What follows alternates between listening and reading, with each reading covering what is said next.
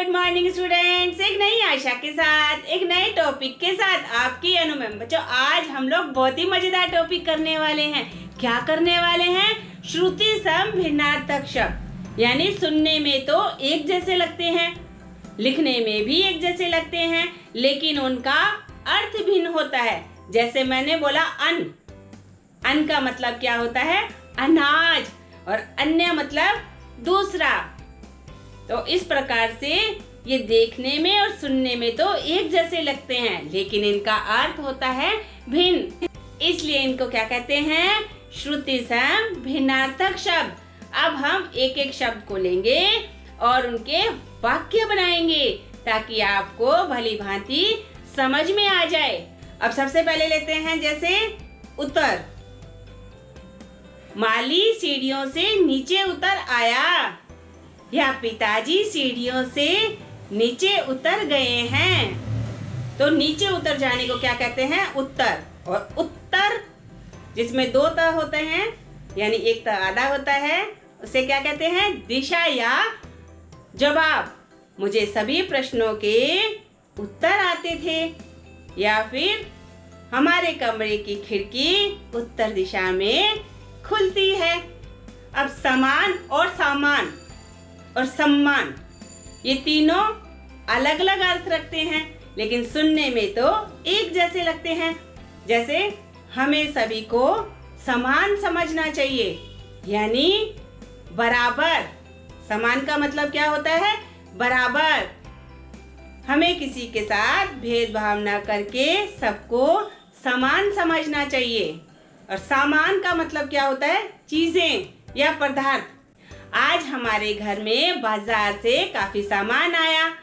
और सम्मान का क्या होगा? इज्जत। क्या होता है अर्थ? इज्जत। हमें बड़ों का सम्मान करना चाहिए। इस प्रकार से ये क्या हो गए? सुनने में तो एक जैसे लगते हैं, लेकिन इनके अर्थ भिन्न होते हैं। अब जैसे आदि और आदि। आदि मतलब आरंभ। ईश्वर का न आदि है न अंत। और आदि मतलब अभ्यस्त। मोहन शराब पीने का आदी है, मैं चाय पीने की आदी हूँ। कपट और कपाट सुनने में तो एक जैसे लगते हैं। कपट यानी छल और कपाट यानी दरवाजा। अब इनके वाक्य कैसे बनाएंगे? हमें दूसरों के साथ कपट नहीं करना चाहिए। और कपाट, मंदिर के कपाट दोपहर में बंद हो जाते हैं। पता और पत्ता। पता यानी रहने का स्थान। मोहन राधा का पता पूछ रहा था, या फिर उसने मेरे घर का पता पूछा। और पत्ता यानी पत्ती, किसी पेड़ पौधे की पत्ती। केले के पत्ते बड़े होते हैं, या पत्ते खाना बनाने का काम करते हैं। तो इस प्रकार से ये क्या हो गए? पता और पते के वाक्य। अब हम अगला लेते हैं, पूछ और पूंछ। पूछ यानी पूछना।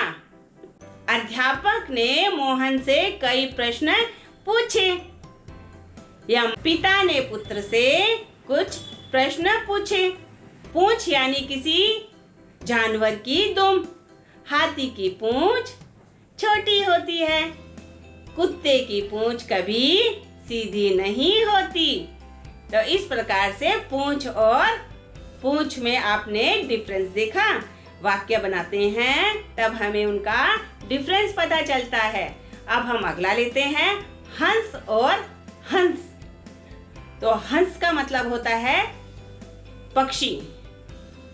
मानसरोवर झील में हंस पाए जाते हैं या देखे जाते हैं। हंस मतलब हमें दूसरों पर हंसना नहीं चाहिए। कढ़ाई और कड़ाई। कड़ाई यानी शक्ति। माता पिता अपने बच्चों के पालन पोषण के समय कड़ाई बरतते हैं। तो ये क्या हो गया इसका वाक्य प्रयोग। कढ़ाई, कढ़ाई क्या होगी? कढ़ाई यानी बेल बूटे बनाना, किसी वस्त्र पर बेल बूटे बनाना। मेरी माताजी को कढ़ाई करना पसंद है। और कढ़ाई यानी एक बर्तन। माँ ने भिंडी की सब्जी कढ़ाई में बनाई। अब अगला लेते हैं। अगला क्या है? दिन और दिन। आज का दिन सुहावना है। दिन का मतलब क्या हुआ? दिवस। और दीन मतलब क्या होता है? गरीब। हमें दीन दुखियों की मदद करनी चाहिए। अंतर और अंदर। अंदर यानी भीतर, बाहर बारिश हो रही है, अंदर आ जाओ। और अंतर यानी भेद, हमें अमीर गरीब के बीच में भेद नहीं करना चाहिए। अगला लेते हैं। अगला क्या है? मेला और मेला। मेला यानी त्योहार पर लगा बाजार। आज हम दिवाली मेला देखने जाएंगे। यह गणगौर का मेला राजस्थान में लगता है। और मेला क्या होगा? मेला यानी गंदा। मोहन हमेशा मैला कपड़ा पहनकर ही निकलता है या उसका पजामा मैला है। अगला लेते हैं। अगला क्या है? पवन और पावन। पवन यानी हवा। शीतल पवन मन को खुश कर देती है। और पावन यानी पवित्र। गंगा का जल पावन है। अब अगला लेते हैं। अगला क्या है? बाघ और बाघ। बाघ यानी एक पशु, टाइगर को कहते हैं। बाघ एक जंगली जानवर है। और बाग यानी बगीचा। हमारे घर के पीछे एक सुंदर बगीचा है। अगला लेते हैं। आंधी और आधी। आंधी यानी तेज हवा। कल बहुत तेज आंधी आई। और आधी मतलब आधा हिस्सा।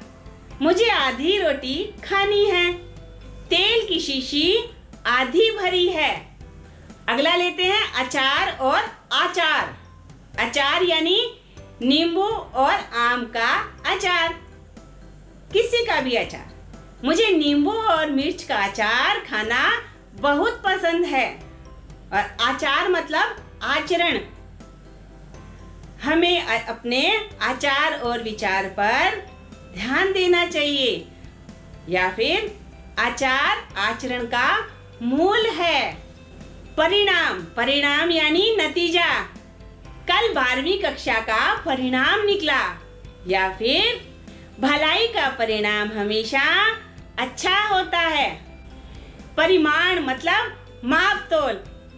तेल का परिमाण बताइए। अगला लेते हैं। अगला क्या है? स्त्री और स्त्री। स्त्री यानी प्रेस। इसका क्या होगा वाक्य प्रयोग? मैं हमेशा इस्त्री किए हुए कपड़े पहनती हूँ। स्त्री मतलब हमें स्त्री का सम्मान करना चाहिए। काट और काट में क्या डिफरेंस है? काट मतलब काटना। मोहन को कुत्ते ने काट लिया। और काट मतलब लकड़ी। यह दरवाजा काठ का बना है। अगला लेते हैं। अगला क्या है? उदर और उधर। उदर यानी पेट। सभी लोग अपनी उदर पूर्ति में लगे रहते हैं। किसी को भी भगवान की याद नहीं आती। और उधर मतलब उस तरफ। चोर उस तरफ भागा है। और में क्या डिफरेंस है? और मतलब पुलिस ने चोर को उस ओर जाते देखा। और का मतलब मैं और मेरी बेटी रविवार को बाजार जाएंगे। अगला लेते हैं। असमान और आसमान में क्या डिफरेंस है? असमान यानी बराबर न होना। अभी भी कुछ लोगों के लिए पुत्र पुत्री समान नहीं होते। उनकी दृष्टि में पुत्र पुत्री असमान होते हैं। आसमान का क्या वाक्य बनाएंगे? आसमान में तारे चमक रहे हैं। या फिर आसमान में सूरज चमक रहा है, या फिर आसमान में बादल गरज रहे हैं। अगला लेते हैं। अगला क्या है? अवधि और अवधि में क्या डिफरेंस है? अवधि यानी सीमा और अवधि यानी एक भाषा। तो अवधि से क्या सेंटेंस बनाएंगे? मुझे कहानी लिखने के लिए 2 सप्ताह की अवधि मिली है। रामायण अवधि भाषा में लिखी गई है। अगला लेते हैं। अगला क्या है? आकर यानी खान और आकार यानी शक्ल। तो क्या होगा इसका? मोहन को सोने की आकार में काम मिल गया। आकार यानी शक्ल। तो इसका क्या वाक्य होगा? पृथ्वी का आकार गोल है, या फिर हाथी चौड़े आकार का होता है। अगला लेते हैं उपर्युक्त और उपयुक्त। उपयुक्त यानी सही, उपर्युक्त मतलब ऊपर कहा गया। तो इसका क्या वाक्य बनाएंगे? उपर्युक्त प्रश्नों के उत्तर लिखना अनिवार्य है। जिस बात की तुम्हारी आत्मा गवाही दे वह काम करना उपयुक्त है। छटा और छटा। छटा यानी सुंदरता और छटा मतलब छठा हिस्सा या छठवां। छटा यानी क्या बनाएंगे इसका वाक्य? प्रकृति की छटा निराली है, या फिर पर्वत प्रदेशों की छटा निराली होती है। बर्फीले इलाकों की छटा मन को मोह लेती है। और छटा मतलब मेरा छठा भाई इंजीनियर है। चर्म। चर्म यानी चमड़ा, उसे चर्म रोग की बीमारी है। या फिर जूता चर्म से बनता है। और चरम मतलब अंतिम। उसने अत्याचार की चरम सीमा को लांघ लिया। नियत यानी निश्चय और नियत माने इच्छा। हमने जो काम नियत किए हैं उन्हें पूरा करना चाहिए। और नियत यानी दुर्योधन की नियत अच्छी नहीं थी। नग और नाग। नग यानी पहाड़ और नाग यानी सांप। हिमालय नग सबसे ऊंचा है। और नाग मतलब नाग को दूध पिलाना खतरे से खाली नहीं होता। निधन और निर्धन। निधन यानी मृत्यु और निर्धन यानी गरीब। आज सोहन के दादाजी का निधन हो गया। और निर्धन यानी गरीब। भारत में ज्यादातर किसान निर्धन हैं। दिशा और दशा। दिशा यानी एक दिशा। सूरज पूर्व दिशा से उदय होता है। दशा यानी हालत। भिखारी की दशा देखकर मुझे रोना आ गया। या फिर अनाथालय में बच्चों को देखकर हमारा दिल पिघल गया क्योंकि उनकी दशा अच्छी नहीं थी। अगला लेते हैं कर्म यानी काम और क्रम मतलब सिलसिला। अच्छे कर्मों का फल हमेशा अच्छा होता है। क्रम यानी सिलसिला। रिश्वतखोरी का क्रम तो चलता ही रहेगा जब तक हम भ्रष्टाचार पर रोक न लगाएं। गृह यानी घर और ग्रह मतलब नक्षत्र। इसका वाक्य बनाते हैं। गृह प्रवेश में पंडित जी ने पूजा की। और ग्रह मतलब नक्षत्र। इसका क्या वाक्य बनाएंगे? हमारे सौर मंडल में अनेक ग्रह हैं। पका यानी पका हुआ और पक्का यानी मजबूत। पेड़ पर आम पका हुआ है। और पक्का यानी मेरी बहन का रिश्ता आज पक्का हो गया। अगला लेते हैं शाम और शाम। शाम मतलब संध्या और शाम मतलब काला। इसका क्या वाक्य बनाएंगे? शाम को बाग में टहलना अच्छा होता है। और शाम मतलब काला। कृष्ण श्याम रंग के थे। अगला लेते हैं अनिल यानी वायु और अनल यानी आग। शीतल अनिल सबके मन को प्रसन्न कर देती है और अनल यानी आग। बाजार में अनल लग गई। गुर और गुरु, गुर यानी उपाय और गुरु यानी शिक्षक।